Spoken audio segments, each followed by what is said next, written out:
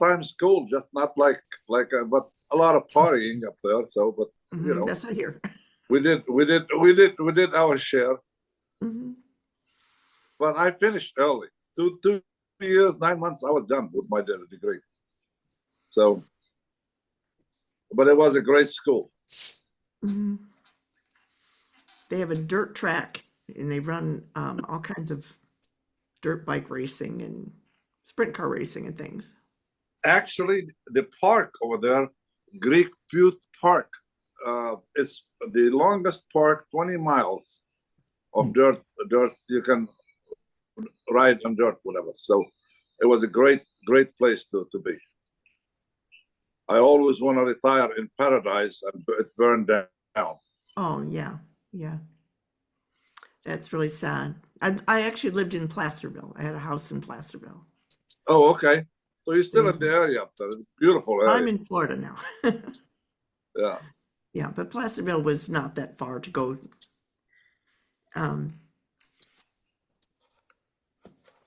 Great.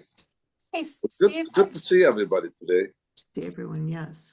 Steve, I don't know if I'm going to be able to share my screen. I don't know if I have authorization to do that. Yeah, I'm doing that right now, Shannon.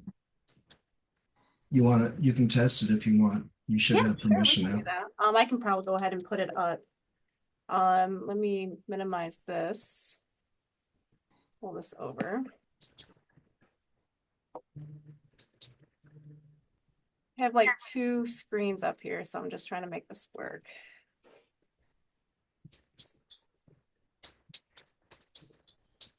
And Shannon, do you have to commute to go teach your class, or do you teach online? I teach online. I got a class at 11:30, and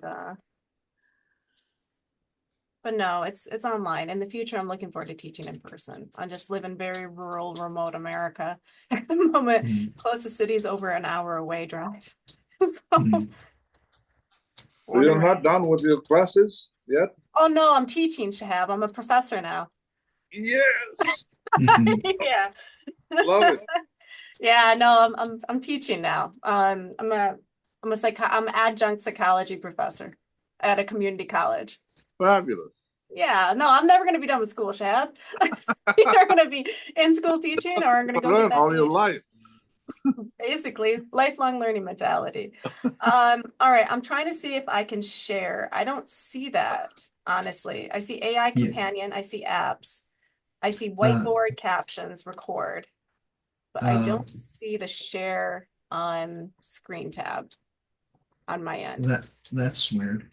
You have permission, so you don't see a share button at the bottom and you click the up arrow. I do not. I'm wondering if I'm on the wrong Zoom. If this is because I have 3 different Zooms. Okay. What if you click the more button? Do you have a more? Yeah, it says captions, record, whiteboard, and reset default. I'm not sure what to tell you. Yeah, no, I let me see. Let me see it. Let me see if I can bring up your presentation from my end. Yeah, let me log out and come back in. I'm logged in on the wrong Zoom. 1 second. Okay. Yeah, if you try that, great. In a minute. Hi, Bartosz. Good to see you. Good morning. Hi, hello. Good morning. Good morning from Mexico. From Mexico. Yeah. Good morning from Mexico, too. We have a couple of hurricanes around, and the sunshine just came in through my window. Oh, wow. Well, I'm in Florida, so I'm expecting this tomorrow. Yeah. I hope that it's kind to you. It's Helene, right? Hurricane Helene? Yeah, that's Helene, yes. And I hope she's friendly. I hope I'm in Mexico City, and this is more to the south where it's hitting. Yeah, right to the end of the south part of Mexico. I hear Cancun is taking it in Cozumel. Yeah. We just came back from Mexico yesterday, actually. Where were you? We got a peace award at Aguas Calientes. Oh, I was, that's the center of Mexico. Right, right. Yeah, they call it the belly of Mexico. It's right in the very small state right there in the middle. Yeah. It's pretty. I like it. We like it. We've been there 3 times now. Yeah, Very it's a nice.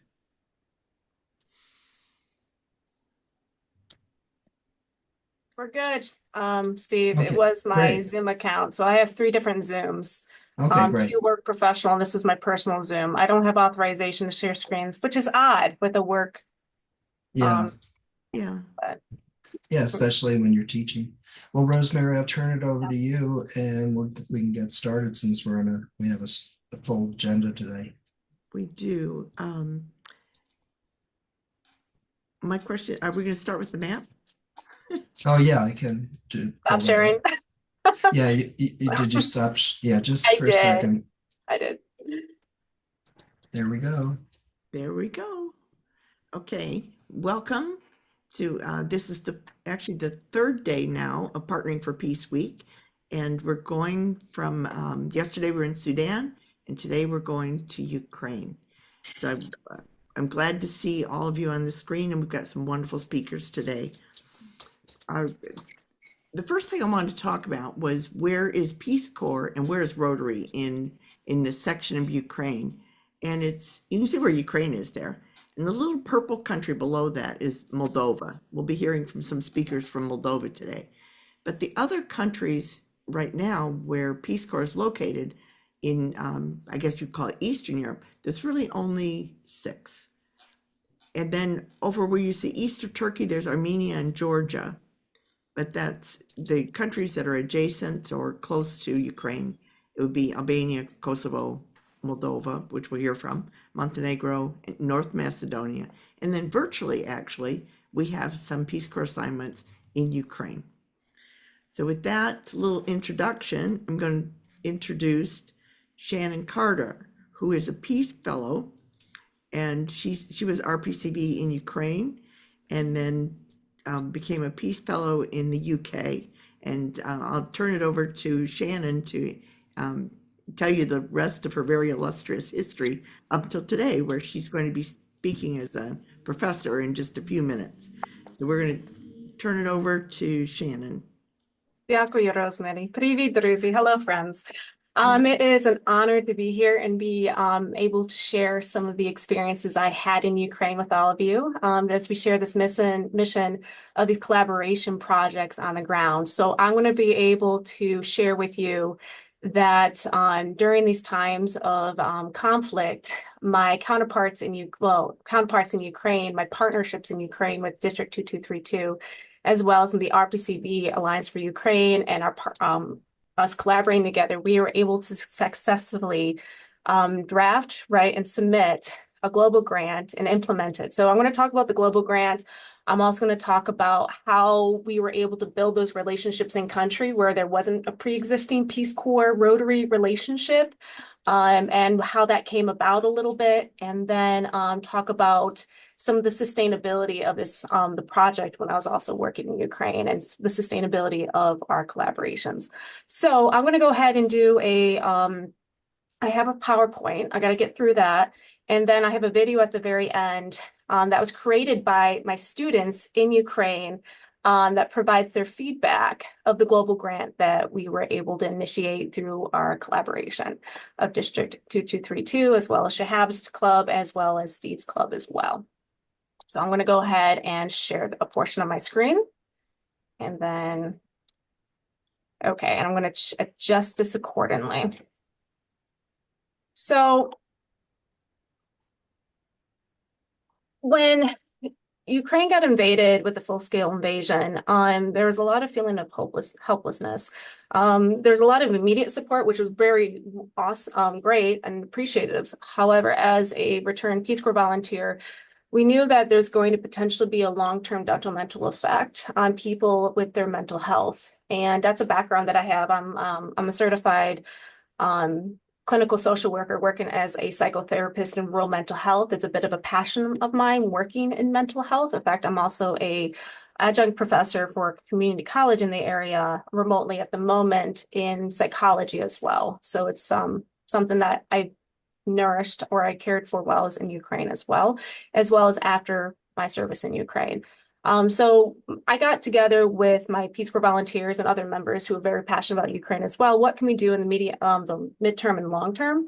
And we thought about what can we do to do a grant. So this grant had to be rewritten multiple times over a year by Courtney and myself. Courtney Copeland is the RPCV past president of the Alliance for Ukraine. I met her in Cherkasy. I'll show some photos momentarily. And we had to go back to the drawing board at least 3 times and rewrite the entire thing over and over. And that's okay, because we learned a lot through the process. And ultimately, we had a lot of patience from other Rotary clubs. And we really appreciate that patience and that determination when it comes to us working together to learn how to troubleshoot this. And so the funding came from Rotary District 2232 E Club of Ukraine, Las Vegas Rotary Club, and Rotary Club of Denver Southeast via Steve Werner. The individual that I did this draft the grant with was, as I mentioned, Courtney Copeland, who is a current global grant scholar in Europe right now, actually. So, and I'm not only just a Rotary Fellow, I'm also a Peace Corps Coverdale Fellow. I have my first master's at the University of Bradford in project management in the Peace Studies category. And I also have my second master's in clinical social work from the University of Michigan. I did them back to back. Now, laying the foundations, I know this is a lot of photos, but in order for us to do this global grant, I had to spend significant time while I was in country building relationships with Rotary clubs.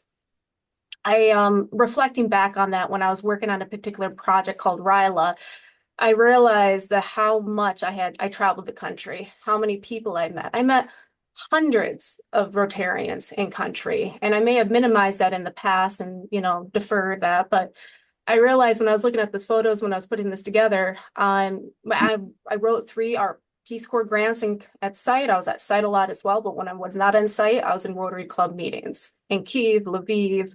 I was invited down to Dnipro, the city as well, and I was really supported by the district actually at the top in order to implement this project. And in fact, if it wasn't for Miklo Sablenko and the past district governors having faith in me and faith in my capabilities, the global grant and everything else we worked on would have never been able to come together. So I really appreciate them having faith in this young woman of myself, a foreigner in a foreign country, utilizing translators and being very determined that we're going to get this RILA program, the Rotary Youth Leadership Awards program, off the ground. But yeah, I've been to lots of cities you would hear in the news, actually. Cherkasy, Dnipro, Lviv. I'm very much connected still. And it's through those collaborations on those relationships that we were eventually able to launch the RILA program in 2019. I had 2 kids flying from Japan, 2 from Armenia, and the rest were from the cities we hear about: Kharkiv, Cherkasy, Odessa, Lviv, Poltava. And they came together and we had a very successful Peace Corps and Rotary collaboration. Peace Corps was the trainers and Rotary helped fund it in country. But this discussion isn't about RILA, but that's how I built a relationship for us to do this grant. And so when Courtney Copeland and I were like, okay, what can we do when we're meeting everybody via Zoom from Ukraine? We realized, okay, so when we were writing it, we're brainstorming it, we're coming together, and it came down to our final draft for the global grant came through. It was just a focus on Zolotonosha, which was located in the center of the country, which is a strategic location because there's a bridge connecting and cuts through the Dnipro River. So there's only certain ways to get around the long river that cuts through the middle of the country. Either you go below the river, above the river, or you go through the center, which is around Zolotonosha. And so that location had a huge influx of internally displaced people going through that region at that time. And it was just overbearing and it was very heartbreaking for everybody involved. So we wrote this grant to do a few things. So the primary goal of this project was to provide immediate support and long-term resilience among young people in Zolotonosha to aid in recovering from the trauma they are currently experiencing and mitigate the generational impacts of war, normalize mental health care in times of conflict. self-care, and learn how to pass those skills on, not just to, training the kids, but pass on to the parents, pass on the grandparents, pass on to the younger siblings, and begin to say, yes, it's okay to talk to somebody. It's okay to do self-care. It's okay to talk about mental health in a post-Soviet society. And the three components of this primary goal was for local teachers and social workers will learn the methods of providing psychological support so they can apply this knowledge and skills to the community. And so even though we trained a pocket of people, the advertisements and what went out, in fact, I have an analysis report of it, had large connections to thousands and thousands of Ukrainians in the area about what this program was doing in this region at this time. So we've got parents involved, including those who have been displaced by war, and help them integrate into communities. And we focus a lot on the young people as well, 14 to 17, to introduce them to useful resources in stabilization, emotional style, and overcoming traumatic experience. And all these photos are from that camp, actually, or this program. So the first one is from the grant as well. They're out there in the wilderness, taking care of their mental health, going to trainings. Those are the kiddos as well, who are young adults, I guess you could, young adults who are participating in the activity, as well as the building that you see in the back of this slide as well was built by that grant. And it's supported by the City Council for ongoing trainings by the City Council and Youth Development Center in the city of Zolotonosha, where was my primary location. And so statistically, when it comes on the quantitative factors of our direct impact, basically, is that we have 14, it's the summer retreat for the youth. We have 14 individuals that participated in the trainings of that. Summer retreats for the teenagers, 78 youth, internally displaced and local youth participated in that. Training for educators and school psychologists, so the 15 of them went out and trained other people as well. Sessions by educators and psychologists, over 571 people supported. Sessions for parents, 80 parents supported and trained, as well as adapted meetings for internally displaced families. At least 41 of those families or individuals participated. And the same thing with the photo when it comes to that project. Secondary part of the project, I'm going to get this moving a little quicker. My apologies, Rosemary. The second goal was to develop sustainable partnerships between local Ukrainians, their Rotary actors, Rotary International, and the Return Peace Corps volunteer community. The proposed program builds new relationships. So I really wanted to create something sustainable. How do I get my connections or like small Peace Corps volunteer communities like Zolotonosha connected with Rotarians? And through this, we're able to organically, like Peace Corps volunteers working on this grant, bringing people together. And I found out just recently that my city of Zolotonosha, after this grant was completed, almost, I think about 10 months ago, approximately, they just signed a memorandum with the Takacs Club, and now they have a Rotary Actor Club in the city of Zolotonosha. So that was not part of the plan. That organically happened through these connections. And now the city is the youth center supported by the City Council, the campground supported by the City Council, that's built and developed. And now we have a Rotary Actor Club that's connected to support ongoing collaborations in the community of Zolotonosha. So I believe that goal, and I'm looking forward to more of those happening in the future organically. And I know I mentioned about RILA happening. RILA also happened again just last month, and no Peace Corps volunteers were involved. And so it is, I think my heart melted when I saw this, to be honest with you, because this was a bit of a passion project, and I see so many familiar faces in this and what they're going through. And they're like, we're still going to focus on the youth. We're still going to move forward with this. We're still going to make this a priority. And then on that note, to wrap this up, I have a video. In fact, the same one Chehab and I were talking about earlier. The kids at the youth center that I worked with made this video as a summary. Now, please bear in mind, it is in Ukrainian, but it's dubbed in English. And the first half is about one of the schools and art therapy, working through that. And the second half is about specifically more so with the youth center. So Shannon, yes? Shannon, you might have to click the more button in order to enable the sound. When you play it from a PowerPoint, sometimes the sound doesn't work. You can try it. Okay, let me try it and let's see. Does it work? No. Okay, so the more buttons, Steve, would be where? The bottom right. Bottom right. right. Can you You play it see- again? I think it was walking. I heard something at the background. You heard something in the background? Or do I need to turn up my volume somehow? Yeah, I try think increase the volume and play it again. Is it working? I heard nothing. Nothing? No, nothing, sorry. No, it's okay. I'm happy to troubleshoot momentarily. I do want to be mindful of time. I see record, notes, whiteboard, and reset to default, Steve. Mm, I see a share button. that's but- what I'm getting to. See, Oh, I have computer audio too. yeah, Let me see.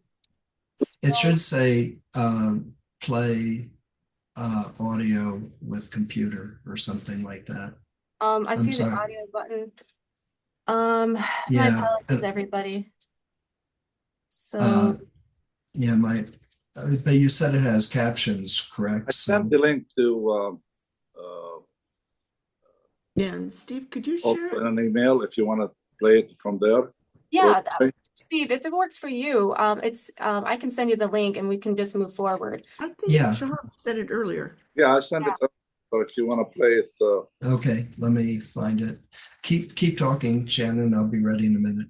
Fantastic. No, it's been a privilege. I actually, when I went to Ukraine, I thought I wasn't really sure what to expect, but Ukraine changed me more as a person than I think I changed everybody else. And I think that's pretty much echoes the same for most Peace Corps volunteers when we go in the field and we're like, wow. And I have to say, I think it changed me to a better person. At least I think it made me into a better person. So, Yes. and I find myself wanting to continue doing these projects. I find myself in a position where when I see these individuals who I built relationships with, utilizing the resources we can provide them. And, you know, it's great that we're able to lay this foundation, but like Courtney and I, all we did was write that thing. And it took us a long time to write it and rewrite it and learn how to do these things. But once they ran with it, they got the project done from June to November. They ran with it. They were ready. They ran off to the ground. Everything got built right away. All the kids were super active. They were ready to go. And if we're able to utilize those resources we have and provide them with that support system, it's phenomenal what they'll do with it, especially my community. And when it came to doing a global grant, I had no doubt in my mind, my Peace Corps assigned counterpart, Oksana Chebenkova, was a phenomenal project partner on this. And we even budgeted in the global grant for it to be, we had somebody on the side do an analysis as well. So what I'll have to do, Steve, is once I have some time set aside, I have the copy of the global grant. I can post on the Partnering for Peace website. I have a copy of the analysis as well in the video. So there's got to be a little blurb on the side for that. But yeah, I see it, Steve. Okay. I see. You might have to make the screen a little bigger. I see my name that I liked it the best. Well, let me just make sure. I'm not hearing. I do need to apologize too. I got a class at 11:30, so if I pop off. yeah, just put the X on the top, Steve. There is X on the top. It will take it to the corner and then open it again. Okay. Can you all hear it? No. Yeah. Okay.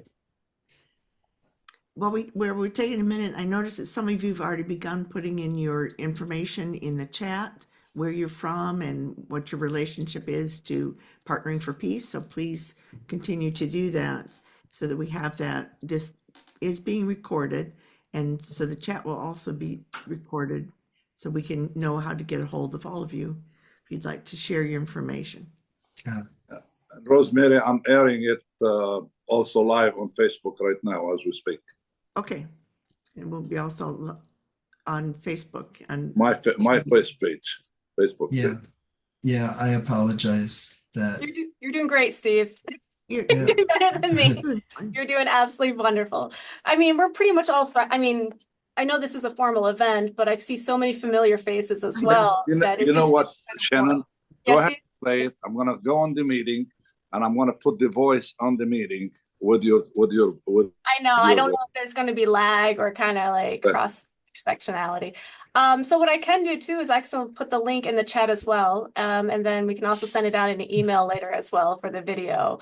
But it is quite impactful if you want to take the 10 minutes to sit down and just actually read the subtitles. And there's a section towards the end of a young man who's at the drum set. He's talking about how important mental health is in this young man, and what's it like to live in a war zone and feel like people actually care because they're actually giving them recognition through their strife. So thinking about it, you can also put it on because it's translated anyway. yes, So it is. It is translated.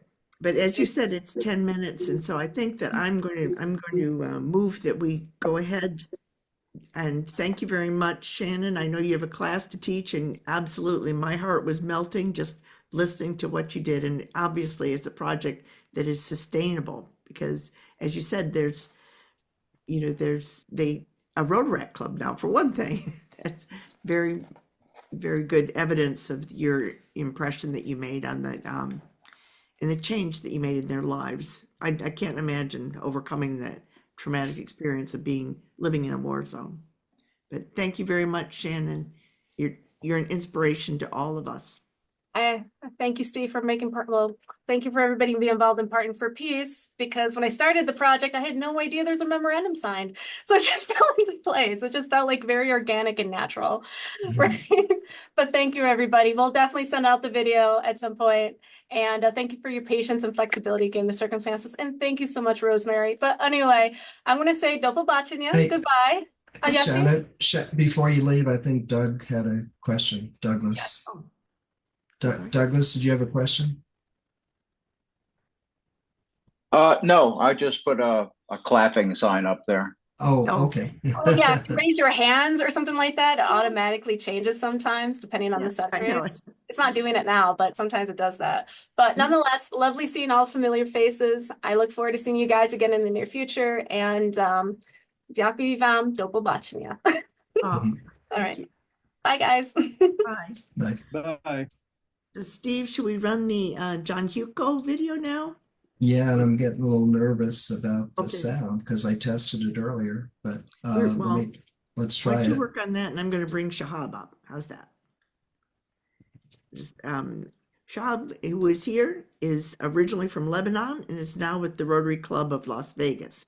But he and Shannon worked together on this project, and so perhaps he can add some more to that and many other projects. Shab has held, I think, every Rotary position. But please welcome Shehab Elewar from Las Vegas. Well, Rosemary, Steve, you guys are awesome. Thank you very much for giving us the opportunity to talk about Ukraine again, because Ukraine is always in our heart. I mean, the people will touch you with their kindness and their perseverance when you go to Ukraine. And that's how I got introduced to it by Steve and Shannon and Nikolai Stabienko. He was the first governor of that district, so he invited me to come and help.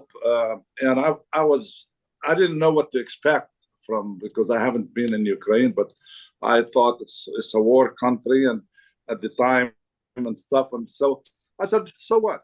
I lived the war anyway in Lebanon. I lived the war for 8 years, so I said I'll cope with everything. So, but it was not a wartime when we went. It was only in the south. So, but Shannon had talked about the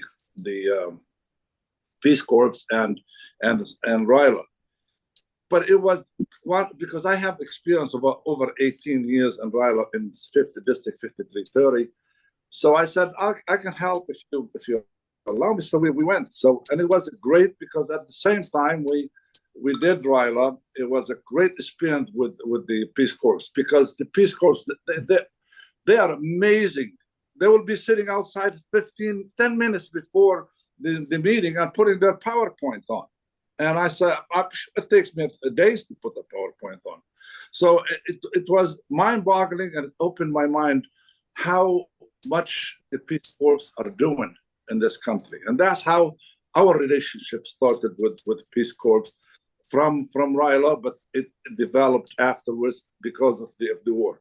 What Shannon failed to say, after that first one, the war started, and then we put the first RILA on Zoom, and we have 720 people join, registered. Over 500 people attended the meeting, and it was a collaboration between that and Rotary. But that's what came about. So, Steve, I'm going to start sharing my screen. Yes, you should be able to. Yes, you should be able to. No, tell him. Okay. And here we go. Can you see my screen? Yes. Okay, great. So we came back, and then we said, okay, we'll put this, after talking to Shannon, we put this global grant from my club as the primaries, Las Vegas One Club. And then at the same time, also, we put another global grant. But this is the third global grant we put in. And why we put this global grant in? Because we thought about the farmers. In a war like this, how can we help the farmers? First, the first global grant with the displaced people. Well, that's fine. Okay, how can we help more? Now, the relationship is a relationship. It's not just like one thing and then you go out.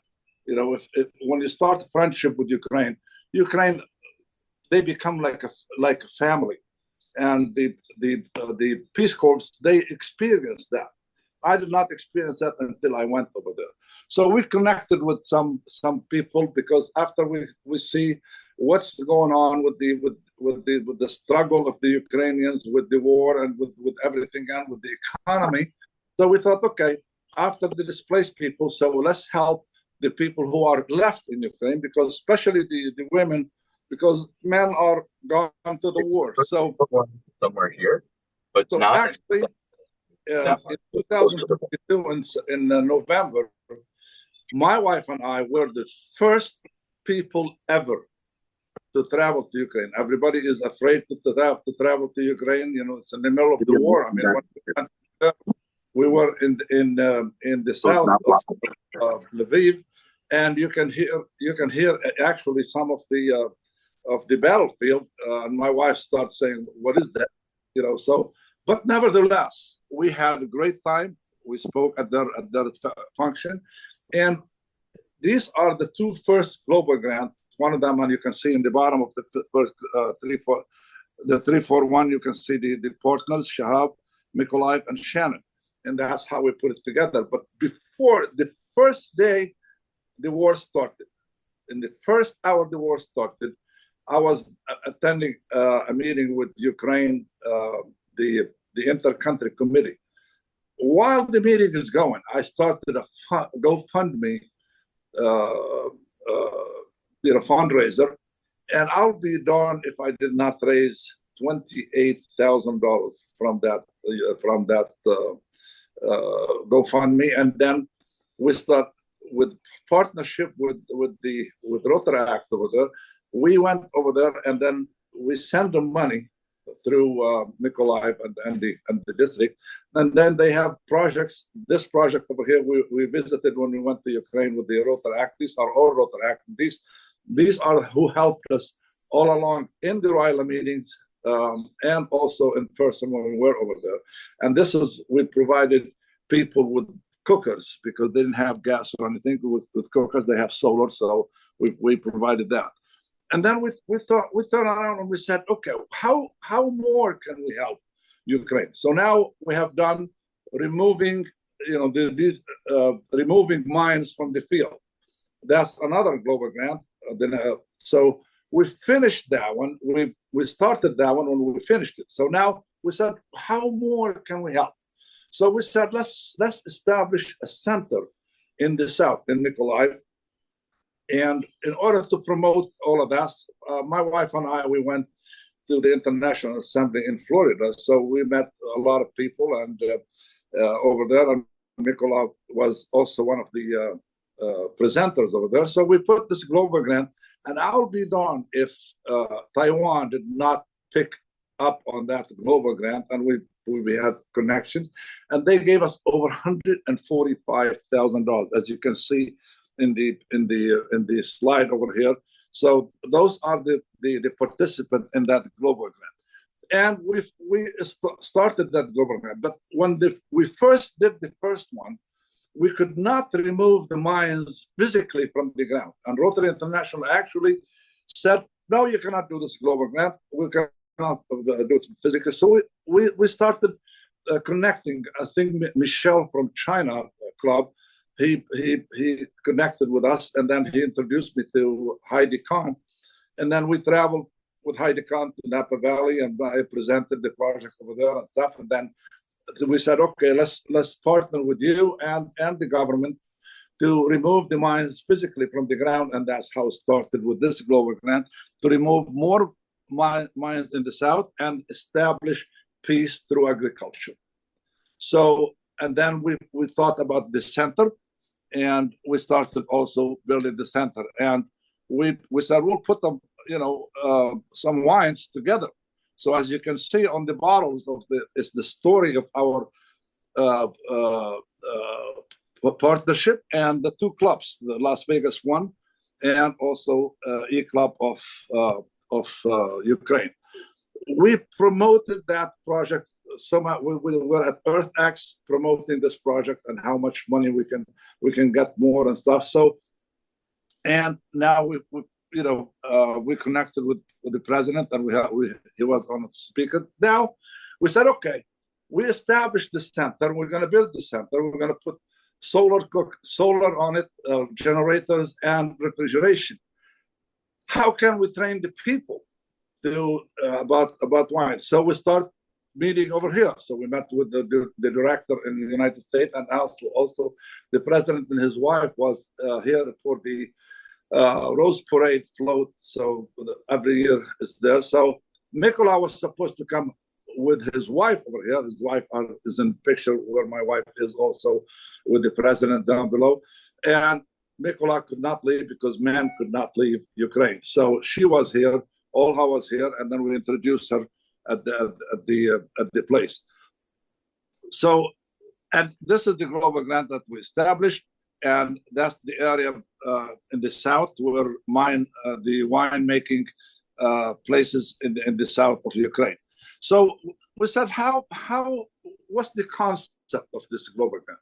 The first concept is to remove more mines out of the area, so we can set it up for, and then you can see here they're removing the mines physically from the fields, and that's supported by our global grant. And it's a heartwarming thing to see the livelihood of the people in Mykolaiv was getting established little by little by all the efforts from us and from the people in Mykolaiv. And the gentleman Georgie, who he became our partner, then actually he became not our partner, he became also a part of Rotary. He joined Rotary, and he's a Rotarian right now, and he actually came. I'll talk about that in a minute also with the team to come over here. The second thing, the second objective was to how can we get the farmers, especially the women that left behind, to come and sell their products over there. And our vision for the future is, okay, they're selling their product over there. How can we get people from outside the country to come in and also take some of the products and start exporting it?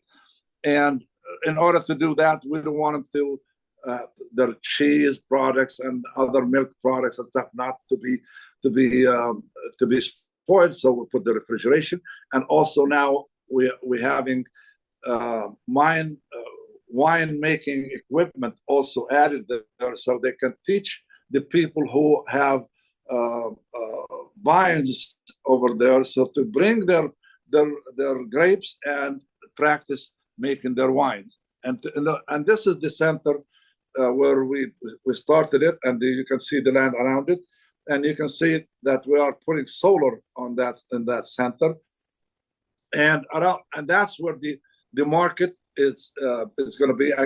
Actually, right now it's almost done. So it's the second phase of the money, because we got the money in two phases. The first phase, in order to rebuild and put windows and the walls and everything else and the infrastructure, and then now we're putting all the equipment in, including the solar was done at the first phase. Now we are putting all the equipment in the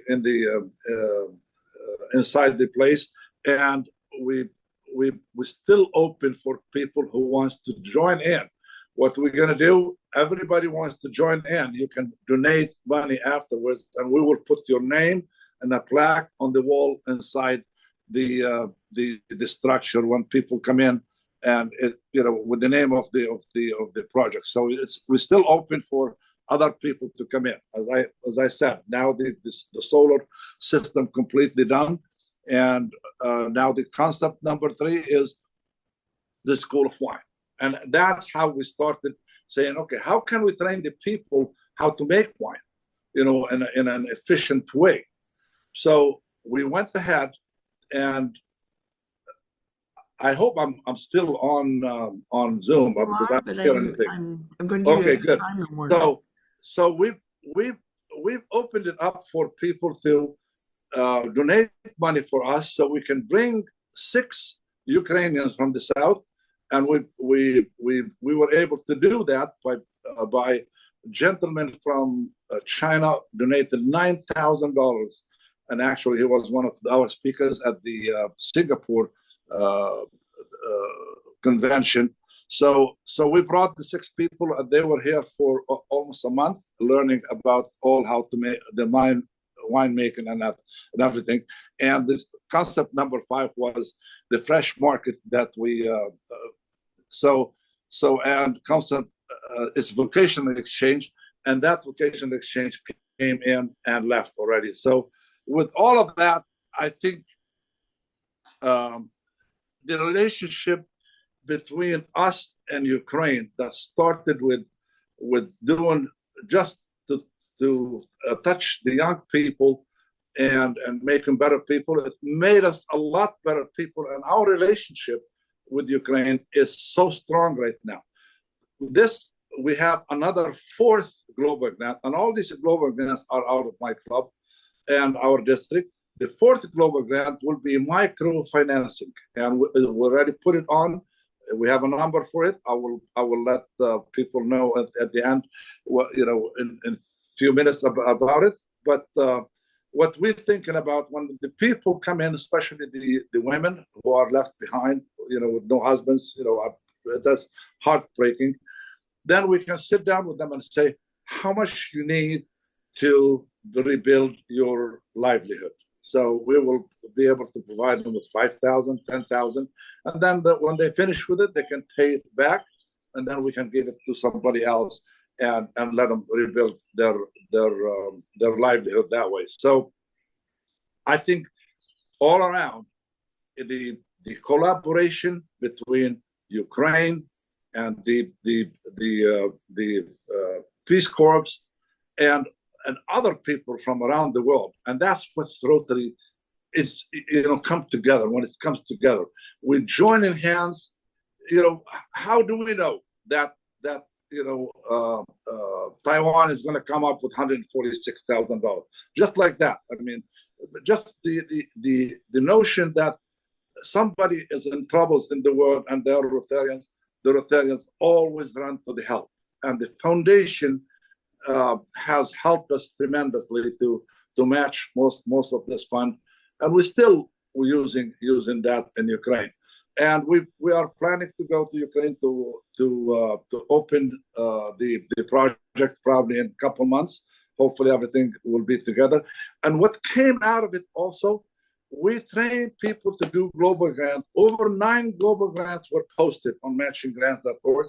2 of them came up in Kharkiv, And a friend of mine, I didn't know him, actually became friend right now. He said, I would like to adopt two of those projects, $156,000. And he took them on and he became our Scrum level 3. See, that's what this project is all about. Thank you very much. I really appreciate you. And you all are peace builders and people of action. Thank you for the opportunity.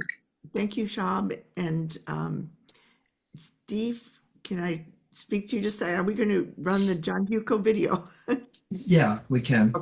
Okay. Why don't we go ahead and do that? And then just to give you a lineup here on the time, after the John Hewko video, perhaps we should go then to Bartosz. And let me know if there's enough time to play Shannon's video. I have it, so I will if we can. I don't think we'll have time for that today, but thank you. Okay, thank you. We are, but please, if you can post it in some way, that would be excellent to see. Sure, I will. I'm very impressed with the minds to the vines to the wine. All of that. Do you see it? Yes, I do. Okay, let's see if we get the sound. Hello, my name is John Hewko, and I'm the General Secretary of Rotary International and the Rotary Foundation. And I'm delighted to be with you on this webinar, albeit virtually, to talk about Ukraine and the extraordinary work that Rotary and Rotarians around the world have done in supporting the Ukrainian people in this very difficult time. You know, when the war broke out in February of 2022, the Rotary Foundation quickly established a disaster response fund for Ukraine. And literally within a matter of weeks, that fund was filled with millions and millions of dollars of contribution from Rotarians around the world. And ultimately, that fund raised over $16 million for support for Ukraine. And the money in that fund was then subsequently doled out or distributed out as disaster response grants to Rotary clubs and districts in Ukraine, in the neighboring countries to Ukraine, in countries outside of Europe that were supporting Ukrainian refugees. And that money went for ambulances, fire trucks, medical equipment, food, shelter, books, support for refugees in the neighboring countries and in countries who were taking Ukrainian refugees. And so truly an extraordinary output and outpouring of support by Rotarians around the world for Ukraine. But that's just part of the assistance that Rotary has provided to Ukraine. We're estimating that if you take the disaster response grants, plus all the direct assistance provided by clubs and districts to Ukraine and in the neighboring countries and in countries outside who are working with Ukrainian refugees, if you total up all of our global support, it's probably getting close to about 80 million United States dollars. So again, an incredible outpouring of support. I know many of you, Rotarians, Peace Corps volunteers, returning Peace Corps volunteers have been very, very active in supporting Ukraine and in the continuing need to support Ukraine, because that war continues. Every day we see on reports of Russian missiles and drones destroying hospitals, schools, apartment buildings, maternity wards. Children continue to have to study in bomb shelters. Bus stations continue, train stations continue to be hit, and countless civilians are getting killed, injured, and maimed every day by Russian missiles and drone attacks. But the work, of course, needs to continue. And again, thank you so much for your support. And finally, let me just mention that the work that is going on in Ukraine has also had effects just for Rotary itself as an organization. You know, since the war started, membership in Ukraine, Rotary membership in Ukraine has increased by almost 40%. And that's an extraordinary testament, again, to all the work that our Rotarians in Ukraine and outside Ukraine have been doing during this war, and it's shown the Ukrainian people what Rotary can do, the benefit that Rotary brings to its communities. And people are saying in Ukraine, we love what you do, we see what you do, you're having an impact, you're making a difference, and we want to be part of your organization. So again, thank you all for your interest in Ukraine. Again, I'm sorry I can't be with you live on the webinar, but again, I did want to just thank you. Thank you for the extraordinary work that you have been doing and will continue to do. And let's hope that the war ends soon and quickly, and so that Ukraine can begin the very, very difficult task of rebuilding after this unparalleled and unprecedented devastation that Russia has wrought on that country. Thanks again, and enjoy the webinar. Thank you, Steve. I think I definitely appreciate the remarks of John Hewko, and I have to agree. It's just amazing to me when sometimes you have to have Rotary step in where a government can't, and I really appreciate what Rotary does in disaster relief and helping people through trauma. I'm going to introduce next. I'm sorry, we're not going to get to the video. There's a wonderful video about how they won the Lorette Miller Ruppe Award, and I don't think we're going to get to it today. But I am going to introduce Bartosz Gawarecki, who is RPCV from Moldova, and he worked on a Rotary, yes, we all wave hands, Rotary grant for refugee relief. So Bartosz, you ready? Yes. And Bartosz, you can share your screen too. Awesome. How is it work? Is it It's loading. loading? It's loading for me as well. There we go. Yeah, thank you for the warm introduction. Hi everybody, I'm Bartosz. I'm also from Michigan, like some of you here. And I was at RPCV in Moldova from 2015 to 2018. And just like Shannon mentioned, I feel like Moldova changed me, and my Peace Corps experience changed me more than I was able to help and influence people, or just provide service there.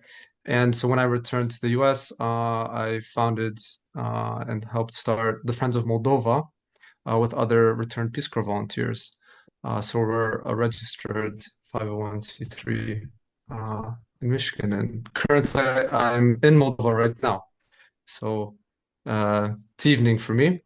Yes. But and so our mission is to provide material, financial, and educational support to Moldovan youth initiatives, to social entrepreneurs, and civic engagement. But as Shab mentioned, there's a lot of alignment between Peace Corps and Rotarians, where whenever there's help needed or whenever people are in trouble, we don't run away from it, we run towards it. And so when well, before I get into that story, I just want to share what this picture is. It's a drawing built or drawn by a child. Looks like they're trying to draw the Partnering for Peace logo here in the middle. But the sentiment is important. It's the sentiment between Moldovans and Ukrainians is very strong. And what the message here is, let there be peace on earth. And Moldova is a tiny nation. As you saw on the map, it's kind of nestled in under Ukraine, but it's got a huge heart. And so I'm just trying to show solidarity, that there's a lot of solidarity between Moldovans and Ukrainians. And Moldovans open up their homes to many Ukrainians, the most per capita in Europe. And so the story that I want to kind of get into that involves Peace Corps and Rotary. So once everybody, was shocked and, glued to the news when it first broke out, and like many Peace Corps volunteers and Rotarians, I myself asked people that I knew in Moldova, hey, how can I help? Who can I donate to? And I reached out to who else but other Peace Corps volunteers and former Peace Corps partners. And one of the Peace Corps volunteers he owned a restaurant that he opened up the doors to just accept some private donations like clothing, food, and so on and so forth. And he said, Friends of Moldova is 501c3. Why don't we start a fundraiser through Friends of Moldova? Because it's very difficult to get money from the West or the US into Moldova.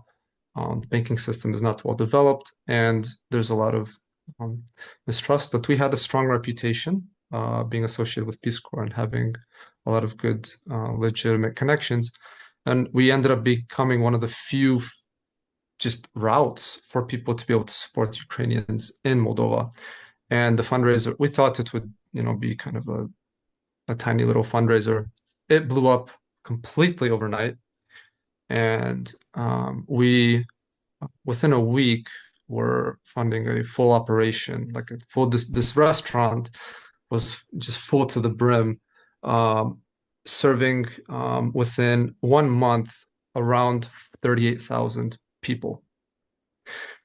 So, and the Friends of Moldova, thanks to just individual donations, without any institutional funding, was able to fund about 30 to 40% of that. So it was huge and round the clock work. And it was only possible, though, thanks to the Peace Corps network. And what I kind of want to highlight here is when things were being set up in Moldova, the international NGOs and organizations like UNHCR, CRS, Acted, they didn't have operations really in Moldova. So they're very slow to set up. It took them months. The Peace Corps network and the NGO, like the response was led by just individual people that opened up their homes, but it was also led by local NGOs, Moldovan NGOs. And what's interesting is a lot of these NGOs were either current or former Peace Corps partners. So the blood and veins of a humanitarian response was already in place. The trust, the relationships are already built. And so it was very easy to get logistics going, to offer distribution, not just in the capital where this restaurant was located, but also all over the country. And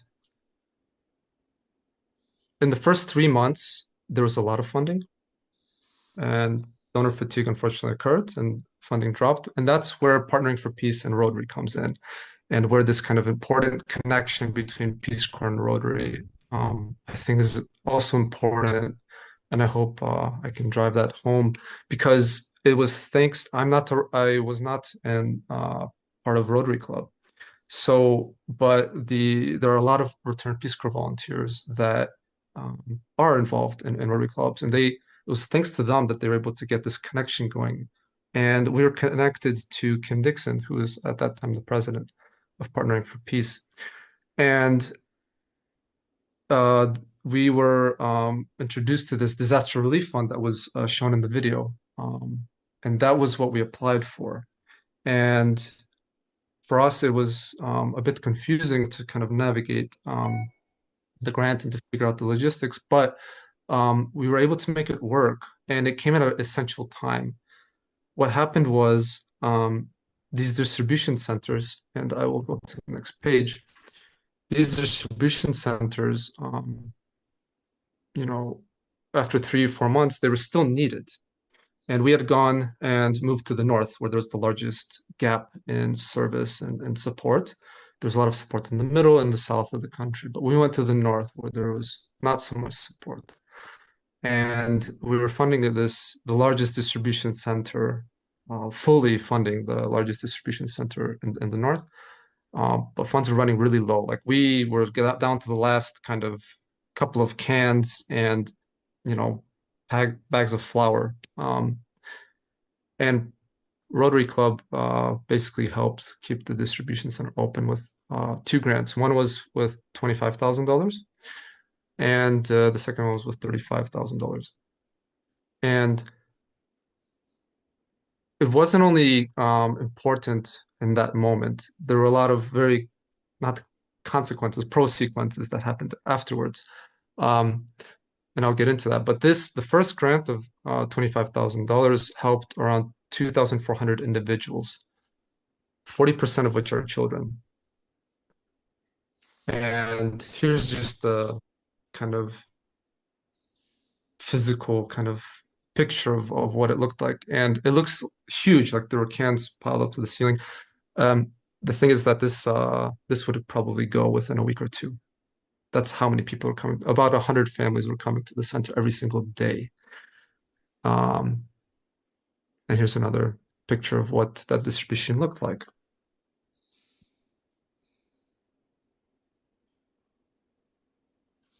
And we're also connected thanks to Kelsey Walters. So there's several Peace Corps volunteers. I'm going to name drop. Maybe you'll recognize them. David Jarmel, Kelsey Walters. They were Peace Corps volunteers in Moldova. And it's thanks to their efforts that we were able to get connected to, I think it was the Rotary Club in, I'm going to mispronounce, Durham, North Carolina, I think. I'm pretty sure. And then Oklahoma City. And they connected to the Chisinau Rotary Club. And these were connections that were only made possible thanks to that kind of intertwining Rotary and Peace Corps connection. And again, this was the second grant, which helped provide another support for another 3,300 individuals. So thanks to Partnering for Peace, the Rotary clubs, this disaster relief fund, we're able to support around 6,000 people and 2,500 families. So it's huge, but it's not the only thing. And it had a video. It's all right. The audio is not needed. I'm going to interrupt you here, and I apologize. This is all very, it's very heartwarming to me, but I also realize we're running out of time, and I need to introduce Geoffrey, who's your counterpart.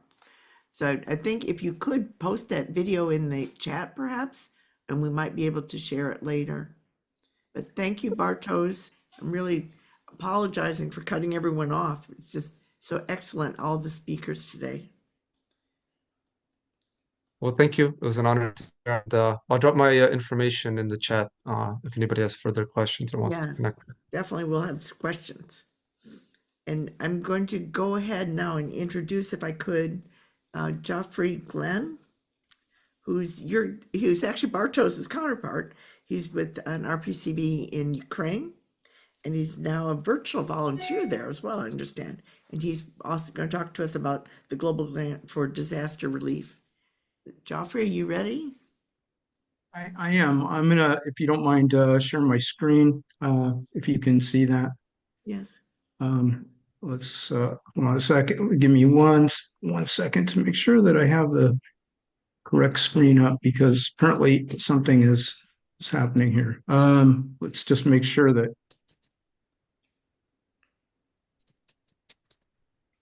obviously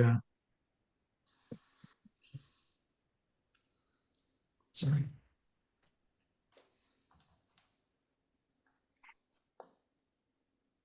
Well, we'll just muddle through so I don't waste any time. I see a screen. My name is Glenn, and Bartosz, I wanted to say thank you very much, because Moldova was like a key player in what was happening at the first time. As soon as refugees were crossing the border, I know that the folks, and can you hear me and see the screen? Are we good? Yes. Yeah, great. Just a quick introduction. My name is Geoffrey Glenn. I'm actually not, I've never met Bartosz, so we are like kind of in different in different areas, but I look forward to when we meet in person. I know we're running out of time, so I'm just going to kind of go power through. I was in Ukraine in 2016, 2018 as a full-fledged volunteer, Peace Corps volunteer. After the full-scale invasion happened, I returned to Ukraine, and I've been in Ukraine ever since, just shortly after the war. I've been working through my Rotary Club in British Columbia. I'm also an honorary member of Dubno Rotary Club, which is located in Ukraine, and it's a fledgling club. So it had just started in 2019. So it only had a few members and a couple years under its belt when it started. Activities when symptoms have. Oh, please. The first thing that we did, and I'm going to kind of go through this. I know a lot of people have already talked about the disaster response funds. I was able, within a short period of time, with the help of my governor, Doreen Fox Kelsey, to actually secure 2 grants, disaster response One was strictly for humanitarian aid. We were dealing with IDPs who were traveling from the east into the west, and Dubno is a smaller community of about 30,000 in the proper city. And we increased that population by 10% within a few weeks of the full-scale invasion. So there were lots of people living in gymnasiums, in people's houses, in schools, in the dormitories at the university that were unattended at the time. A short time after that, about 6 months later, we were able to secure another grant. And by this time, things had kind of changed in the landscape in the West. And so we were looking at more how we could benefit disadvantaged populations. And I'm going to come back to that kind of point in the presentation in a moment. But we were able to secure 2 large industrial washing machines for 2 institutions that basically have mainly live-in residents, many of whom they were accepting residents from the East because institutions, of course, were untenable and staff was leaving and there wasn't resources available. So people were relocating their family members who were institutionalized to smaller communities. So I, right after, in November of 2022, after we returned, I saw a post by my Peace Corps counterpart, Roman Alexenko, asking for virtual service. And I thought that was a great segue to kind of pair with my previous service and then what was evolving as my Rotarian work out of the United States. And that kind of led me into a really unique relationship, which is what I'm going to spend the rest of this couple minutes just talking about. I'll really go through. So what happened in that pairing is I got matched with a very large organization that's been around for about 30 years named Isar Yednyanya. Yednyanya is a re-granting organization. So they basically supply funding through USAID, World Bank, European Union to smaller NGOs and CSOs, civil society organizations. And the whole idea is that they're a pass-through gateway or a network for re-granting. So they'll package up a grant for $200,000, $300,000, and then they'll find, with 15 or 16 associated NGOs that do a myriad of different types of work, and then they'll redistribute that.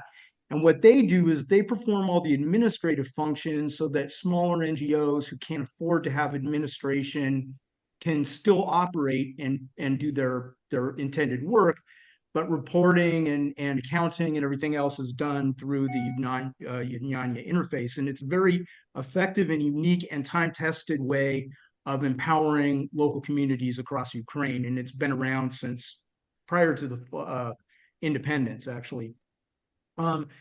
So we were able to secure my home group did a fundraiser. I sat in on it. We generated about $5,000, and they were able to utilize that to apply for a district grant. So we had about $10,000, and it led to a really unique kind of experience where we coordinated with Yednyanya through the district and through my home club and with local Rotarians like Dubno. And we had a coordinated effort where we found 3 different projects where we built an extended award on a hospital that'll serve about 7,500 people. We got some vacuum pumps for treatment at another hospital. And then we actually invested in mine education for youth who are in the gray zone so that they can identify where not to go and how to perform critical emergency response if they're in a life-threatening environment. And that married me also to my Return Peace Corps volunteer folks as well. So I'm going to, because I know I'm already kind of moving past my minutes, I'm going to kind of jump forward. So the reason I wanted to kind of get on this call and kind of depart from maybe just showing you some of the work that's been going on, it's noteworthy, and I would love to do that at another time. But what I'm really looking at is how we move forward in Ukraine, and how do we empower Rotary, and how do we empower Peace Corps and local CSOs to create the best mechanism for reconstruction, restoration, and just continuing support, because this is not a small little thing that's going to go away tomorrow. There's going to be an overarching process that we're going to go through. And I'm working with many organizations about reconstruction, MIT, Harvard, UCLA. There are a number of people who are having this conversation about how to do it. But this is basically what I think is a framework that I want to kind of leave you thinking about. Relatively, there's an intersection where local CSOs can perform some things that are different than the Rotarians that are in Ukraine. And partially because Ukrainian Rotary clubs, and not universally, but in the smaller venues of Rotary clubs, are new and they're still developing capacity. And they haven't had the longevity of clubs in other places in the world. And so there's some capacity development that's happening and some understanding about how Rotary actually functions in a war zone, in a conflict area, in distribution of humanitarian aid. So a lot of organizations, smaller Rotary clubs, weren't really prepared for how to kind of manage this. It was mentioned banking systems have been a huge thing that we had to overcome in the first year of just transferring money in and out, how it's played out.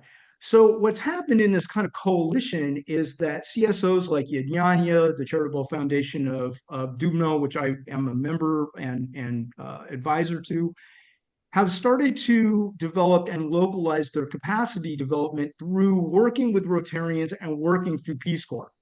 So we have virtual assignments of Peace Corps volunteers to local, like Ukrainian charitable or civil society organizations, while simultaneously they're connecting to Rotary clubs in Kharkiv and Kherson. I'm working with clubs in Lviv and so on. And this network is starting to really do something that was kind of unexpected, which is growing community-led capacity.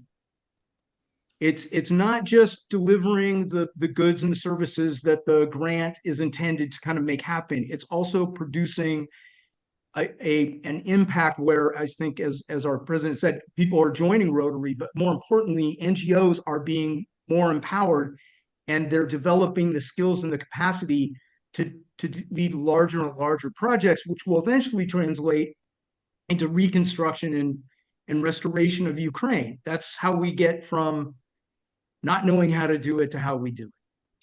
So I'm gonna, after I'm done with this, I'll post something else.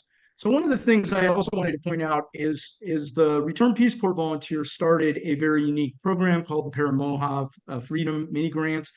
And we've successfully, through Yadnyanya and Dobrobut, the charitable foundation and other CSOs, been able to apply for those because of our relationship with past Peace Corps volunteers and because of our current relationship with the virtual service. And in that, we have been able to kind of utilize some of these smaller grants for administrative costs as well. And that's a unique aspect where these smaller grants from other agencies paired with Rotary projects and larger grants and CSOs within the country in this kind of overarching framework are becoming more and more powerful, and we're building the administrative capacity of these NGOs at the local level.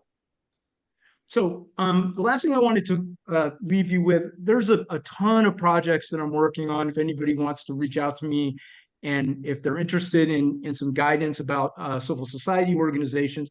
But I would like to ask everybody on this call, and I'll post this in the chat. I'm going to stop sharing.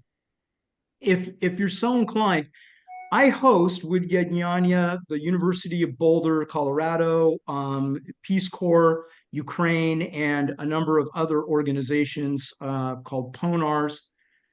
We host a weekly panel series online on Fridays that highlights civil society organizations throughout Ukraine and on a myriad of different subjects, everything from disinformation to like military service to people who are fundraising. I don't know if you know Tata Kepler. We've had academics, we've had scholars, we've had ambassadors on, and it's a very homegrown fireside hour chat.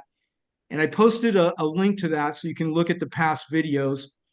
And the reason I'm asking you to do this is because I think as Rotarians, when you have the information about a certain thing in a more kind of informal way, it empowers you to have discussions that you might have differently. And it's not just about encouraging you to become more educated about what's going on here. It's about being able to humanize it and see how people are kind of like stepping up to something that for most of us is almost incomprehensible unless you're here. And so I posted this. I also posted my presentation with all the notes and everything else in an ebook, and you're welcome to take a look at that. It has some resources in it, and it kind of goes through the model a little bit more specifically. I appreciate you letting me go a minute over time. Thank you so much, Rosemary, and I appreciate the invitation. And finally, let me say, I can't thank Rotary enough for everything that they've done to Ukraine, because what happens in Ukraine impacts the rest of the world for all the rest of our history. It cannot be understated. So, you know, we really need to do what we can here as Rotarians, and also as actors politically and socially and religiously and in every other capacity. So thank you for your time. I really appreciate it. I'd love to speak anytime anybody wants me to rattle off some stuff. Thanks. Thank you very much, Geoffrey. And all of you, all the speakers we had today, Shannon Carter, unfortunately she had to leave because she's teaching right now. Then even the video from John Hewko, we will send thank you to him. Shab, thank you for all of that you have done. And Bartosz, your boots on the ground experience in Moldova, and certainly Geoffrey, your experience in Ukraine. And I'm personally very interested in this whole idea of being a virtual volunteer. I think that was such a genius idea by Peace Corps for people coming into service and perhaps after service as well. So I hope that all of you will have a great day. We are going to, well, this has been recorded. The chat will also be recorded. So I hope that you have your contact information in there, because you will want to probably reach out to other people that are on this call. But have a wonderful day, and thank you all for joining. Tomorrow evening, actually at 7 o'clock, we're going to be highlighting Central America. We'll be a WASH project in the western part of Guatemala, and then also kind of a circuit rider project in Honduras. And then on Friday, we're going to be talking about partnering for peace, the peace polls and the peace activator training. That'll be at 11 o'clock Friday morning. So if you can join us for any of these later sessions, we look forward to seeing you. And thank you all for all that you do. Bye now.